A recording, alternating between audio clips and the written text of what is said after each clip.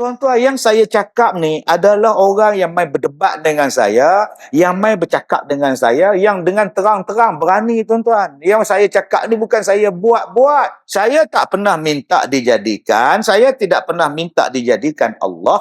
Kemudian Allah menjadikan saya, kemudian kalau saya tak ikut cakap Allah, saya masuk neraka. Apa ni? Di luar sana, tuan-tuan, banjir dengan masalah. Ada masalah yang melibatkan akidah. Ada masalah yang melibatkan akidah. Bila kita tanya, kenapa awak jadi etis? Kenapa awak jadi murtad? Kenapa awak tak percaya pada Tuhan? Dia jawab, bukan saya yang salah. Siapa yang salah? Tuhan yang salah.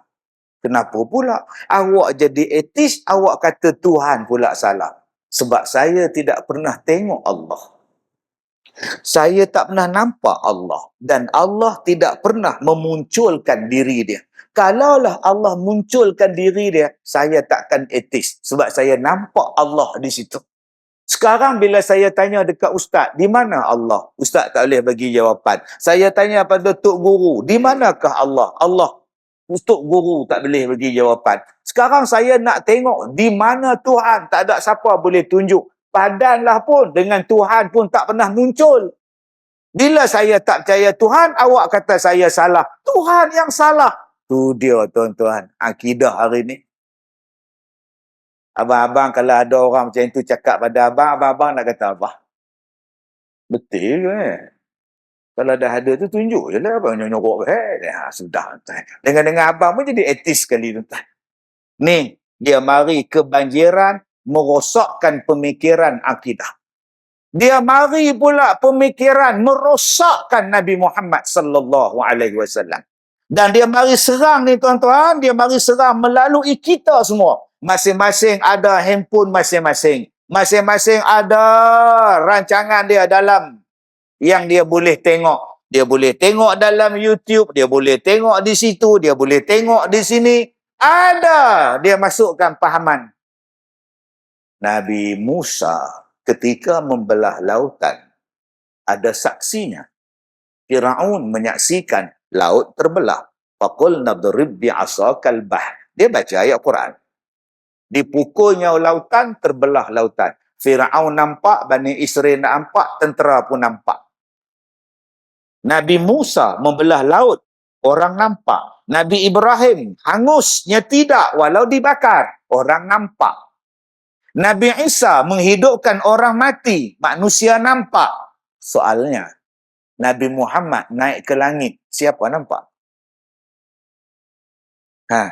Siapa yang menjadi saksi Nabi Muhammad membuat pelancaran roket naik ke langit? Tidak ada siapa, bukan? Kalau Muhammad berbohong, bagaimana? Kalau Muhammad tidak pergi, macam mana? Berfikirlah, tuan-tuan, secara rasional. Mungkin Muhammad telah membohongi kita. Sudah. Yang bercakap itu Pak Kiai. Yang mendengarnya anak-anak murid. Ya tak, ya juga, kata dia. Dia membawa kepahaman Nabi Muhammad tu tak betul. Banjir hari ni, tuan-tuan. Banjir dengan pemikiran Nabi Muhammad tu tak betul. Nabi Muhammad kata, rapatkan saf. Rapatkan saf. Samakan tumit kamu, samakan bahu kamu, rapatkan saf supaya tidak menyelinap syaitan di tengah-tengah saf kamu. Hari ini berapa banyak yang bercakap, renggangkan ya, jauhkan ya, jauh ya, jauh ya, penyakit ya. Takkan sunnah Nabi membawa penyakit. Jangan salam ya, jangan salam penyakit ya. Takkan bersalam itu membuat penyakit. Ia kan diajar oleh Nabi. Subhanallah, tuan-tuan. Nabi Muhammad kata ubat kepada penyakitnya ialah habbatus sauda. Tidak. Habbatus sauda tidak mampu menyembuh. Nabi cakap. Kalau Nabi bercakap itu benar. Dia adalah sedih. Kalau kau tak percaya pada dia, khabarkan kepada kami. Perkataan siapakah yang lebih benar daripada Nabi Muhammad sallallahu alaihi wasallam. Hari ini, tuan-tuan, disebut nama Allah, Tidak ada lagi perasaan. Allah, Allah. Tidak ada pahala sebut nama Allah. Tidak ada pahala hari ini kalau sebut nama Allah. Ada orang mengajar.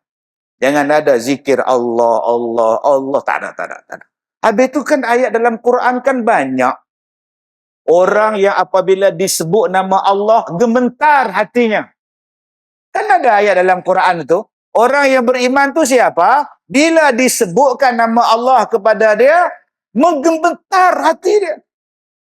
Allahu Akbar. Getar hati dia. Sekarang kita sebut Allah, Allah. Jangan sebut. Tidak ada faedah. La ilaha illallah. Habis itu di mana nak letak ayat Quran?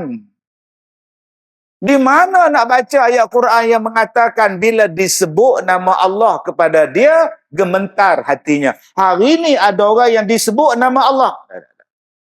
Tidak ada faedah sebut nama Allah. Habis itu yang faedahnya sebut nama siapa? Kazim, Kazim, Kazim, Kazim. Ini masalah ni parah ni tuan-tuan ni. Parah ni tuan-tuan. Itu banjir ketidakpercayaan kepada Allah. Dia bawa dah. Dia salahkan Tuhan. Dia salahkan Tuhan. Saya tidak pernah minta supaya saya dilahirkan. Sekarang saya dijadikan oleh Allah atas muka bumi. Siapa suruh jadikan saya? Tuan-tuan, yang saya cakap ni adalah orang yang main berdebat dengan saya, yang main bercakap dengan saya, yang dengan terang-terang berani, tuan-tuan. Yang saya cakap ni bukan saya buat-buat. Saya tak pernah minta dijadikan, saya tidak pernah minta dijadikan Allah, kemudian Allah menjadikan saya, kemudian kalau saya tak ikut cakap Allah, saya masuk neraka. Apa ni? Kenapa nak buatkan saya? Kemudian bila saya engkar masuk neraka. Kalau tak buat saya tak masuk neraka. Ui, tuan-tuan, saya kalau John Cena, begini saya buat kat dia, tuan-tuan. Aku smackdown kau. Yang bercakap tu bukan budak-budak, orang tua. Ni banjir masalah. Sebab apa? Sebab kebanjiran datang daripada sini. Dulu bahan pembacaan tak banyak. Bahan pendengaran tak banyak. Bila tak banyak, tuan-tuan, akhirnya dia dengar, dia taat, dia dengar, dia taat. Sekarang ini, maklumat di hujung jari saja. Tuan-tuan, petik saja, type saja. Nak apa? Banjir maklumat akan sampai. Yang betul sampai, yang fitnah sampai, yang tak betul pun sampai. Tuan-tuan, hari ini kebanjiran anak-anak derhaka pada mak bapak. Banjir. Ada anak yang cakap, mak saya toksik. Racun. Toksik tu racun. Ada pula orang yang sokong. Ibu-ibu jangan bercakap pada anak ya. Aku yang lahirkan engkau. Aku yang kandungkan engkau. Aku yang susukan engkau. Tiba-tiba engkau derhaka pada aku. Ibu, jangan cakap macam itu ya. Awak mengandungkan dia, awak melahirkan dia, awak menyusukan dia. Bukan kehendak dia. Kehendak awak dengan suami awak. La ilaha illallah.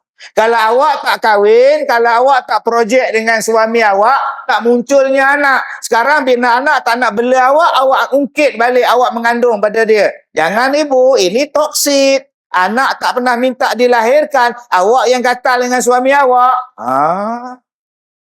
Kalau saya, tuan-tuan, The Rock, saya angkat kening sebelah ni, tuan-tuan. Saya smackdown, tuan-tuan. Dia boleh cakap, anak tidak pernah minta dilahirkan. Dia dilahirkan hasil usaha sama bapa dengan mak dia. Kalau bapa dan mak dia tak bekerja sama, tak jadi dia. Ni zaman sekarang, tuan-tuan. Punya ramai penyokong. Anak disokong oleh orang ramai supaya bantah mak dia. Lawan bapa dia. Ni banjir masalah sekarang. Tuan-tuan, belum lagi banjir masalah atas nama hak saya. Hak saya. Memang saya dilahirkan sebagai seorang lelaki. Tapi you all tak faham perasaan saya. Saya sebenarnya perempuan yang berada di dalam tubuh lelaki. You all bayang tak? Satu perempuan duduk dalam tubuh lelaki. You all faham tak perasaan kita orang? Terseksa tau. Kita sebenarnya perempuan. Tapi tersilap masuk sarung. Astaghfirullahalazim. Sekarang terang-terang dan lebih malang lagi, mak bapak dia pun banjir. Mak tak larang, bapak tak larang, mak bapak sokong anak dia jadi pondan.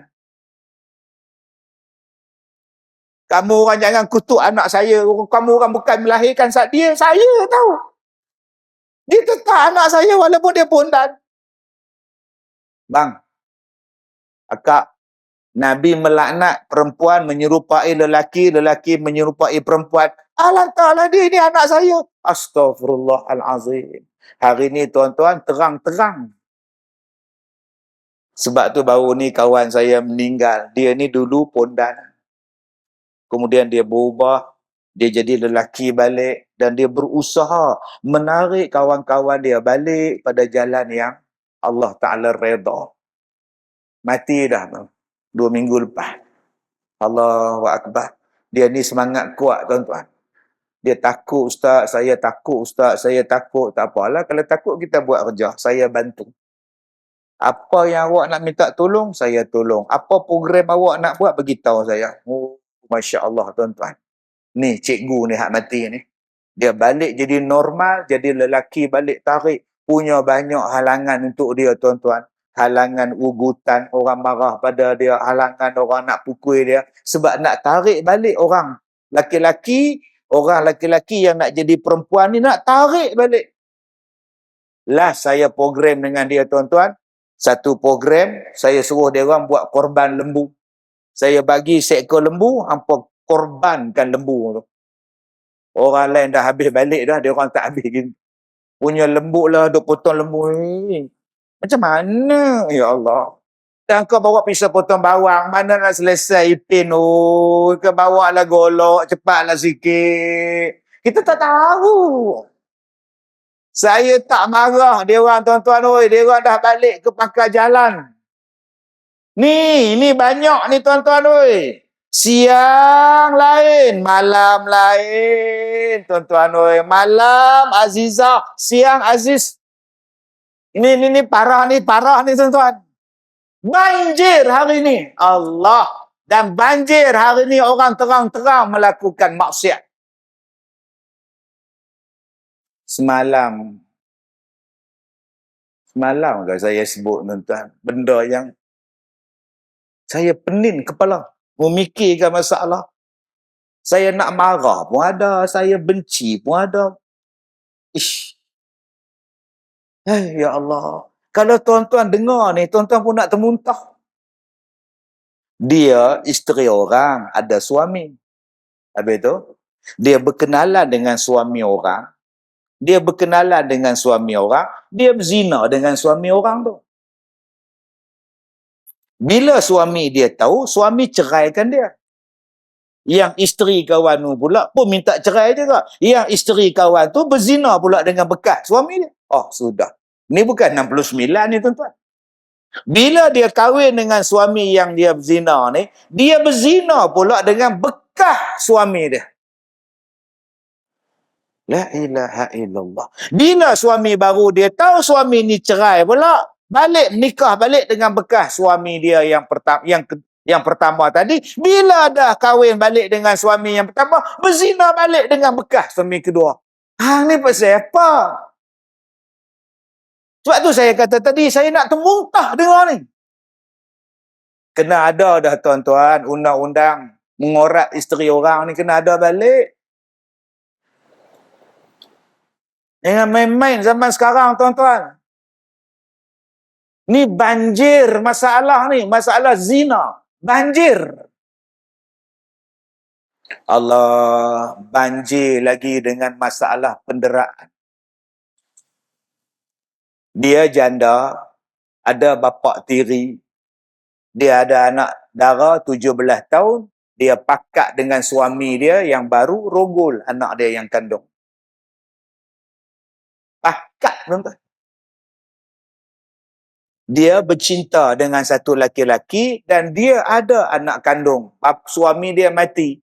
Bercinta dengan boyfriend baru, dia pakat dengan boyfriend baru dia, rogol anak dia, tuan-tuan. Tanpa ada belas kasihan terhadap darah daging dia sendiri. Ni banjir ni, tuan-tuan. Kalau zaman Nabi Nuh, banjir air. Sekarang zaman kita, banjir yang menenggelamkan akidah. Banjir yang menenggelamkan fiqh. Banjir yang menenggelamkan agama kita, akhlak kita. Di manakah yang boleh menyelamatkan kita? Inilah tempat dia. Masjid